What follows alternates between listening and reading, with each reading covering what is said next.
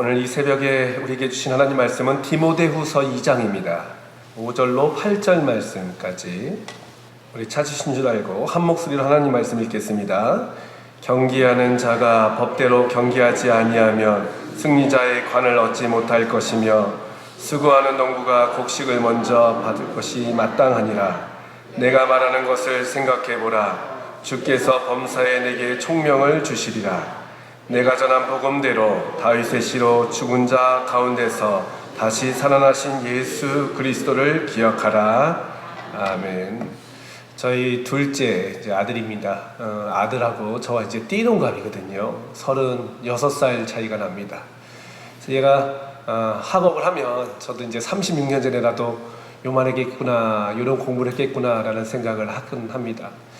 그래서 요즘에 어떤 수업을 배우나 궁금해가지고 아이한테 물었습니다. 너 학교에서 뭐 배우니? 했더니 봄, 여름, 가을, 겨울을 배운다는 겁니다. 그래서 봄, 여름, 가을, 겨울을 배워. 3월에는 이제 개학하면 봄을 배우고, 또 여름이 다가오면 여름에 대한 것을 배우고, 또 가을에 대한 것을 배우고, 요즘에는 겨울에 대한 것을 배운다고 합니다. 그러니까 교과목이 봄, 여름, 가을, 겨울로 돼 있고, 또 국어와 수학을 배운다는 이야기를 들었습니다. 그래서 이제 제 얘기를 했습니다. 너 바른 생활, 슬기로운 생활 안 배워? 그게 뭐야? 그러더라고요. 저는 이제 제 생각만 했던 것 같습니다. 저는 이제 제 4차 교육과정기에서 교육을 받은 세대입니다.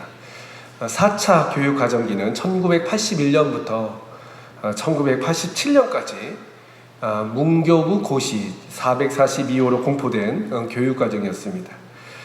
문교부에서 직접 그것을 이제 개발하지 않고 한국교육개발원에 이제 위탁하여서 연구하게 하고 총론과 강론을 짜게 하고 이제 시안을 개발하게 했던 그런 과정인데, 제 4차 교육과정기에서는 이전에 그 교육의 문제점을 발견해가지고 이제 개선하게 되었죠. 먼저 이제 학습 내용이 많다 보니까 학습 내용을 좀 줄이자. 그리고 어려운 내용을 좀 쉽게 풀어가자. 그리고 교과목 위주의 분과 교육을 좀 교과목이 아닌 좀 광활하게 아이들의 인생 가운데 꼭 필요한 그런 내용으로 만들어보자. 그리고 또 중요한 것이 바로 뭐냐면 전인교육과 인간교육에 미흡했던 점을 보완하자라는 그런 취지에서 제 4차 교육과정기가 이제 만들어지게 되었습니다. 그런 일련의 과정 가운데서 여러 과목들을 이제 통합하게 되었는데요. 도덕과 국어와 사회를 바른 생활이라 이렇게 통합하였고, 또 산수와 자연을 슬기로운 생활이라, 그리고 체육과 음악과 미술을 즐거운 생활, 이렇게 이제 과목을 세 과목으로 줄였습니다. 그래서 제가 기억나는 거는 저도 이제 1학년 때, 2학년 때 학교에 입학해서 즐거운 생활, 바른 생활, 슬기로운 생활, 이 세 과목을 배웠던 기억이 납니다. 교육의 목적이 무엇인가? 단지 지식의 습득은 아니라는 것입니다. 교육의 참된 목적이라는 것은 자아 발견, 또 자기 개발, 자아 실현을 통하여 국가와 사회 가운데에 또 아름답게, 또 선하게 이바지하는 것이 그 목적이다라고 할 수 있습니다. 교육의 정의를 생각하면요, 참 바른 생활, 슬기로운 생활, 이 두 생활을 통하여 아름다운 또 즐거운 그 공동체의 생활을 만드는 것이 바로 이 교육의 목적이 아닌가, 이렇게 생각을 해보게 됩니다. 우리 신앙생활에서도 이와 비슷하다고 생각합니다. 우리 신앙에도요, 단지 나만 즐거워서 되는 것이 아니라 먼저 바른 생활과 즐거운 그런 슬기로운 생활이 이루어질 때 비로소 아름다운 공동체가 세워질 수 있게 된다는 것입니다. 바른 생활, 슬기로운 생활, 즐거운 생활. 이 바른 생활은 과연 무엇일까? 신앙생활에서도 바른 생활이 참 중요하다는 것입니다. 이 바른 생활은 한번 나에 대한 것이 아닌가라는 생각을 해보게 됩니다. 또 슬기로운 생활은 타인을 향한 것, 그리고 즐거운 생활은 나와 타인의 관계 가운데서 또 공동체에 가는 것, 전체 집단에 가는 것이 아닌가, 이렇게 생각됩니다. 신앙생활에 있어서 바른 생활은 무엇일까? 바로 어떤 정직함, 겸손함, 진실함, 그리고 슬기로운 생활이라는 것은 타인에 관한 어떤 배려와 존중과 섬김이라고 할 수 있을 것입니다. 이로 말미암아 아름다운 공동체, 아름다운 또 어떤 신앙생활이 만들어지는 것, 그것이 바로 하나님께서 우리에게 원하시는 것이 아닌가라는 생각을 해보게 됩니다.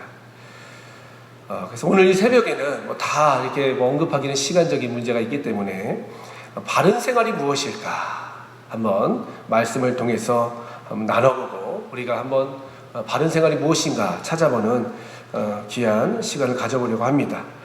먼저 바르다라는 말은 사전적으로 보면요, 삐뚤어진 데가 없다, 구분데가 없다라는 뜻을 갖고 있습니다.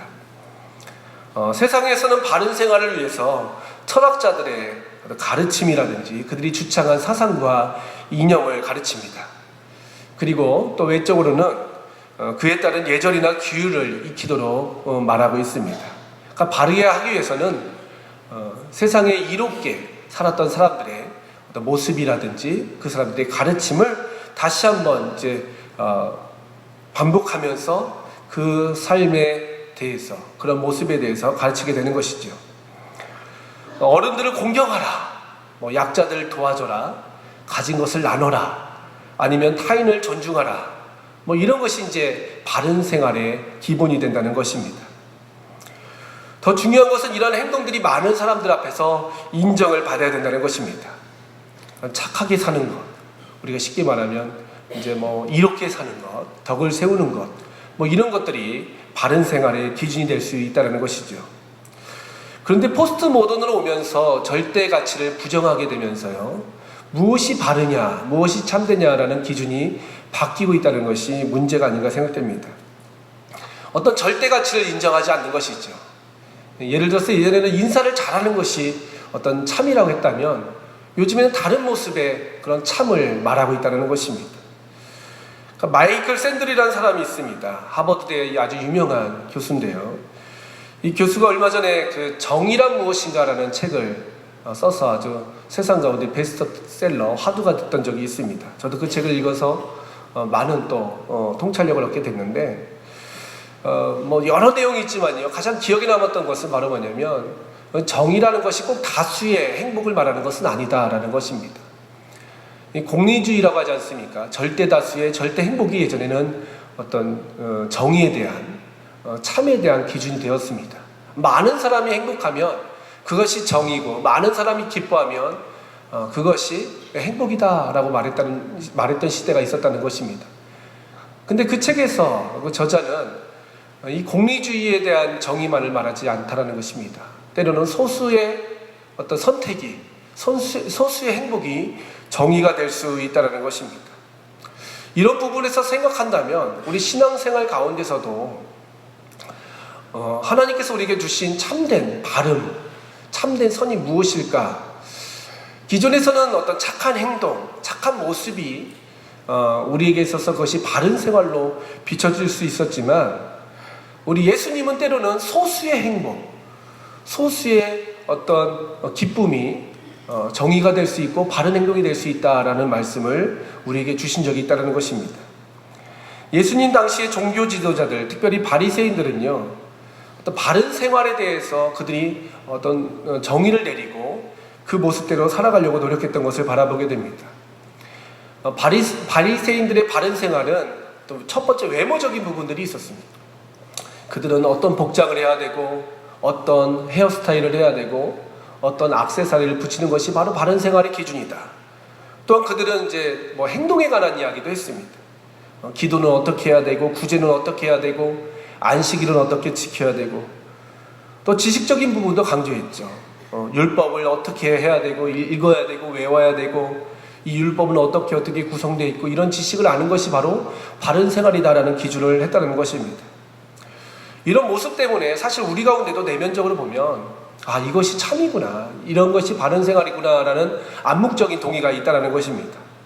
그래서 때로는 바른 생활에 대해서 주일 성수를 잘하는 것, 11조를 잘하는 것, 또 봉사를 열심히 하는 것이 바른 생활이다라는 생각을 우리도 갖게 됩니다. 사실 저도 그렇습니다. 교회를 열심히 나와야지, 그래, 봉사를 열심히 해야지, 또 가진 물질을 하나님을 위해서, 이웃을 위해서 열심히 써야지, 이것이 바른 생활의 기준으로 생각할 때가 많다는 것입니다. 예전에 섬겼던 교회에서 두 권사님이 계셨습니다. 한 분은요, 전도에 대한 탁월한 은사가 있었습니다. 이분은요, 참 전도를 잘하셨습니다. 1년이면 수십 명을 교회에 등록시킬 만큼 아주 전도에 대한 탁월한 은사가 있었습니다. 근데 이분은요, 양육이라는 그런 약점이 있었습니다. 전도는 잘 해보시는데 교회 안에서 어떤 신앙생활을 가르치거나 아니면 체계적인 성경 공부를 가르치기에는 조금 역량이 부족하셨던 그런 권사님이셨습니다. 반대로 어떤 권사님은요, 이분은 전도에 대해서는 참 은사가 없으셨습니다. 다른 사람을 1년 동안에 한 명도 교회에 데리고 오지 못했던, 어떻게 보면 그분이 이제 신앙생활을 본격적으로 한 이후에 전도를 해본 적이 없는 그런 분이셨습니다. 근데 반대로 이분은요, 양육을 참 잘하셨던 분입니다. 누가 교회에 오면 교회 생활에 대해서 안내하거나 아니면 체계적인 성경 공부, 체계적인 교리 공부에 있어서 탁월한 분이셨습니다. 참 전도와 양육을 잘하시는 은사가 각각 달랐다는 것입니다. 그래서 이분은 전도에 대해서는 아주 탁월하고 교회에서 칭찬받는 분이셨습니다. 그리고 이분은 양육에 대해서 아주 탁월한 분이셨습니다. 그렇기 때문에 교인들은 전도에 대해서는 이 권사님이다, 양육에 대해서는 이 권사님이다 막 칭찬을 했는데요. 어떤 분이 그런 얘기를 하는 걸 들었습니다. 전도 잘하면 뭐해? 교회 와서 아무것도 못하는 걸. 이런 식으로 얘기를 하시는 거예요. 또 어떤 분은 또 반대로 얘기하더라고요. 양육 잘하면 뭐해? 1년에 한 명도 전도하지 못하는 걸. 그러니까 우리가 볼 때 어떤 기준으로 보냐에 따라서 한 사람은 바른 생활이 될 수 있고 한 사람은 또 그릇된 생활로 비춰질 수 있다는 것입니다. 사실 바른 생활의 기준을 어떤 우리의 행위적인 부분을 보면 행위적인 부분으로 인하여 바른 생활의 기준을 삼다 보면요, 세상에 완벽한 사람이 없기 때문에 하나라도 걸고 넘어지면 그 사람은 모든 자기가 쌓아왔던 것이 무너질 수 있다는 것입니다. 우리들이 교회에서 덕스럽다라고 생각하는 것이 이제 고린도전서 12장에 보면 여러 가지로 등장하고 있습니다. 그래서 고린도전서 12장을 가리켜서 은사장이다라고 얘기하는데요. 어떤 지혜의 말씀, 지식의 말씀, 어떤 영분별, 기적, 병고침, 믿음, 방언, 통변, 또 예언. 이 세 가지를 어떤 사람들이 이렇게 나눴더라고요. 지혜와 지식과 영분별은 지식에 관한 부분이다. 그리고 기적과 믿음과 치유와 능력 행함은 행함에 대한 것이다. 그리고 방언, 통벽과 예언은 어떤 말하는 것이다. 이렇게 구별하는 사람도 있었습니다. 근데 이런 은사들 참 대단하지 않습니까? 병을 고치고, 지식을 알고, 방언을 말하고, 또 영을 분별하고, 통변하고. 참 우리에게 있어서 이런 부분들이 있다면 얼마나 교회에서 덕스럽고 또 바른 모습일까 생각할 수 있지만요. 고린도전서 12장 이후를 보면 이 사도 바울은 그러한 은사에 대해서 얘기한 다음에 바로 예수님의 몸에 대한 얘기를 합니다. 예수님이 머리가 되시고 우리는 그의 몸이다. 머리 대신 예수님의 각 지체다라고 얘기하고 있습니다. 다른 지체를 무시하거나 다른 지체를 우리가 하찮게 여겨서는 안 된다는 것입니다. 그러면서 고린도전서 12장 22절 말씀에 보면 어떤 때는 더 약하게 보이는 지체가 도리어 요긴하다라고 표현하고 있습니다. 뭔가 대단한 그런 사역을 하는 사람이 교회에서는 커 보일 수 있습니다. 그러나 말씀에 의하면요, 이름도 없이 빛도 없이 사역하는 그 사역자가 어떤 때는 더 아름답고 교회 가운데 덕을 세울 수 있다라는 그런 내용으로 이해할 수도 있다는 것입니다. 그리고 더 나아가서 고린도전서 12장에 이어서 고린도전서 13장에는 바로 사랑이라는 것을 강조하고 있습니다. 아무리 많은 그런 은사가 있고 아무리 많은 사역을 한다 할지라도 그 마음 가운데 사랑이 있지 않으면 소리나는 구리와 울리는 꽹과리와 같다라는 얘기를 하고 있죠. 그렇기 때문에 이 사랑의 덕목을 생각한다면 은사라는 것은 결국 열매로 이어져야 된다는 것을 우리가 알게 된다는 것입니다. 성령의 은사가 9가지로 있듯이 또 갈라디아서의 말씀에 보면요, 성령의 열매도 9가지로 이어질 수 있다는 것입니다. 교회에서 많은 사역을 하여도 열매 맺지 못하는 삶, 열매가 풍성하지 못한 삶은 결국 바른 생활의 모습으로 우리가 평가할 수 없다는 것입니다. 성령의 열매라는 것은 근데 또 참 놀라운 것이 바로 뭐냐면요, 내 안에서 만들어지지만 타인과의 관계를 통해서 맺혀지는 열매라는 것입니다. 사랑과 희락과 화평과 오래 참음과 자비와 양선과 충성과 온유와 절제라는 것이 단지 내 안에서 내 내면을 수양하는 그런 열매들이 아니라 결국 그 모든 사역들, 모든 그런 행위들이 타인과의 관계를 통해서 만들어지는 열매라는 것입니다. 그러니까 이타적이라는 것이죠. 그러니까 신앙생활의 본질은 바로 뭐냐면 내 마음 가운데 평안이 있고 내 마음에 어떤 기쁨이 있고 이것으로 멈추는 것이 아니라 이것이 흘러나가서 이 바른 삶을 통하여 타인과의 관계, 또 공동체의 관계가 아름답게 세워지는 것이 결국 이 은사들의 최종 목적이라는 것입니다.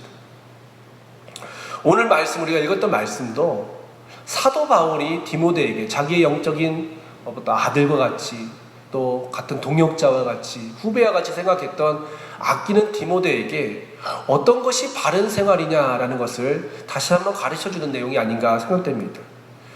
먼저 5절 말씀에 보니까 사도 바울은 디모데에게 믿음의 사람들은 경주하는 자와 같다, 경기하는 자와 같다라고 말씀하고 있습니다. 이 바른 생활이라는 것은 내 멋대로 내 마음대로 하는 것이 아니라 경기하는 자의 모습을 생각해 보면요, 법대로 하는 자, 규율에 맞춰 사는 삶, 그것을 말하고 있다는 것입니다. 어떤 사람들은 막 바른 그런 모습이 나의 기준으로 삼아질 때가 참 많다는 것이죠. 그래서 제가 이렇게 신앙생활하면서 참 무서운 분들이 봐도 어떤 분이냐면요, 내 하나님께서 나에게 이렇게 말씀하셨다, 그렇게 얘기하셔요. 물론 그 말씀까지는 틀린 것이 아니지만 그걸 통하여 교회를 어지럽게 하고 그걸 통하여 타인의 마음을 아프게 하면서도 하나님께서 나에게 이런 것을 주셨기 때문에, 말씀하셨기 때문에 나는 그것이 하나님 가운데 바른 생활이다라고 이렇게 해석하시는 분들이 계시다는 것이죠. 근데 그것은 아니라는 것입니다. 신앙생활의 바른 모습은 바로 뭐냐면요, 이미 주님께서 주신 그 규율, 오늘 말씀 5절에 보니까 경기하는 자가 법대로 하라, 이 법이라는 것은 바로 룰이 있다는 것입니다. 규칙이 있다는 것입니다. 하나님께서 미리 우리에게 가르쳐 주신 그 범주 안에서 만들어지는 것이지, 주님께서 가르쳐 주지 않으신, 성경에서 말씀하여 주시지 않으신 그것을 가지고 자의적인 해석을 하면 안 된다는 것입니다. 제가 올 초에 배드민턴 동호회에 가입했습니다. 참 재밌는 그런 스포츠인데요. 그래서 매주 이제 주일 저녁마다 이제 사라봉 체육관에서 이제 성도님들과 이렇게 배드민턴을 치고 있었습니다. 근데 제가 이제 배드민턴을 처음 치는 게 아니라 예전부터 배드민턴을 참 좋아했습니다. 그래가지고 아내랑도 어떤 이렇게 작은 공터만 있어도요, 거기서 이제 배드민턴을 치고, 또 어렸을 때부터 친구들과 또 배드민턴을 많이 쳤습니다. 그래서 나름대로 이제 배드민턴에 대해서 아주 자신이 넘쳤던 사람이었습니다. 그래서 가면 배드민턴 잘 할 수 있겠지라는 마음으로 동호회에 가입을 했는데요. 제가 공도 잘 치고 열심히 뛰어는 다녔지만요, 다 이제 제가 했던 것이 경기에서 다 그 규정이 어긋나는 행동이라는 것을 알게 되었습니다. 예를 들어서 공을 넘길 때도 저는 이렇게 붕 던져가지고 딱 쳐서 이렇게 공을 넘겼거든요. 그러니까 반칙입니다. 그렇게 하면 점수를 얻는 것이 아니라 그 순간 제가 실점을 하게 되는 것이죠. 서브를 넣을 때는 공이 허리 있는 부분에서 라켓이 갈비 아래, 가슴 아래에서 톡 쳐서 넘기는구나, 이런 룰을 배우는 거예요. 그리고 서브는 어디에서 어느 방향으로 해야 되고, 또 순서는 또 어떻게 정해야 되고, 이런 다 규율이 있더라고요. 처음에는 무조건 치면 좋은 줄 알았습니다. 치기만 하면 되는 줄 알았더니 이것이 어떻게 쳐야 되고, 또 어떤 공간 안에서 해야 되고, 다 룰이 있었습니다. 그래서 처음 몇 주 동안은 힘들었는데요, 이제 한 7개월 이렇게 되니까 너무 재밌는 겁니다.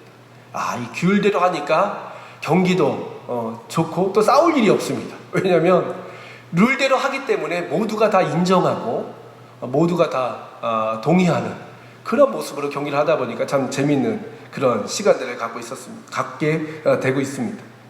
모든 스포츠가 다 같습니다. 아무리 내가 골을 넣고 싶다고 해서 축구할 때 상대방 골키퍼와 같이 있어서는 안 되겠죠. 공보다 내가 먼저 가면 그것이 바로 업사이드라는 반칙 아니겠습니까? 우리는 하나님의 일을 하되 내 마음과 내 뜻대로 해서는 안 된다는 것입니다. 미리 하나님께서 우리에게 가르쳐 주신, 미리 성경을 통해서 말씀해 주신 그 진리 안에서 행동하는 것이 바로 이 바른 생활의 첫 번째 그 모습이라는 것입니다. 뿐만 아니라 6절 말씀에 보니까 또 다른 표현을 하고 있습니다. 5절에는 경기하는 자에 대해서 말했다면 6절에서는 농부라는 그런 비유를 사용하고 있습니다. 그러면서 농사 짓는 자가 곡식을 먼저 받아야 된다는 것이죠. 곡식을 먼저 받아서 그것을 가지고 농사를 해야지, 곡식을 받지 않은 상태로 아무리 땅을 기경하고 아무리 거름을 많이 준다 할지라도 그것은 온전한 농사가 될 수 없다는 것입니다. 그러니까 먼저 주심, 먼저 받는 그러한 사역이 있어야지만이 그 나머지 사역이 아름답게 이어질 수 있다는 것입니다. 신발도 좋고 양말이 좋다 해도 신발을 먼저 신고 양말을 나중에 신으면 안 된다는 것입니다.